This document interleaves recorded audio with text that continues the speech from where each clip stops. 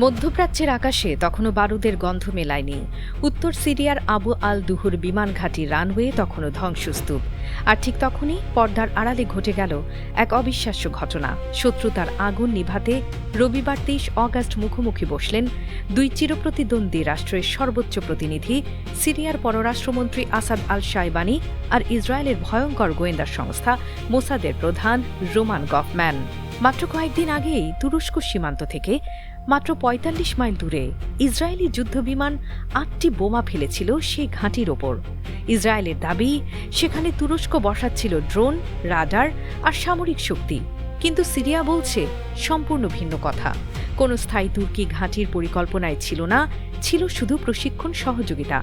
আর সবচেয়ে চাঞ্চল্যকর তথ্য, আল শাইবানি নিজেই বলছেন হামলার আগেই তিনি ইসরায়েলকে জানিয়েছিলেন সব, তবুও থামেনি বোমা বর্ষণ। এরপরও যুক্তরাষ্ট্রের মধ্যস্থতায় ট্রাম্প প্রশাসনের দূত টম ব্যারাকের চাপে দুই শত্রু রাষ্ট্র বসল একই টেবিলে। লক্ষ্য একটাই, সীমান্ত আর আকাশসীমায় যেন আর কোনো ভুল সংঘর্ষ না ঘটে, যেন এই আগুন দাবানলে রূপ না নেয়। কিন্তু প্রশ্ন থেকেই যাচ্ছে, এই কূটনৈতিক হাত মেলানো কি সত্যিকারের শান্তির বার্তা, নাকি শুধু ঝড়ের আগের সাময়িক নীরবতা? আল শাইবানি নিজেই সতর্ক করে দিয়েছেন, শুধু সিরিয়া নয়, উত্তেজনা কমাতে বদলাতে হবে ইসরায়েলকেও, নইলে অস্থিরতা বাড়বে আরও। মধ্যপ্রাচ্যের এই টালমাটাল রাজনীতিতে পরবর্তী পদক্ষেপ কী হবে, সেদিকে এখন সবার চোখ। আন্তর্জাতিক ডেস্ক, বাংলা ভিউজ।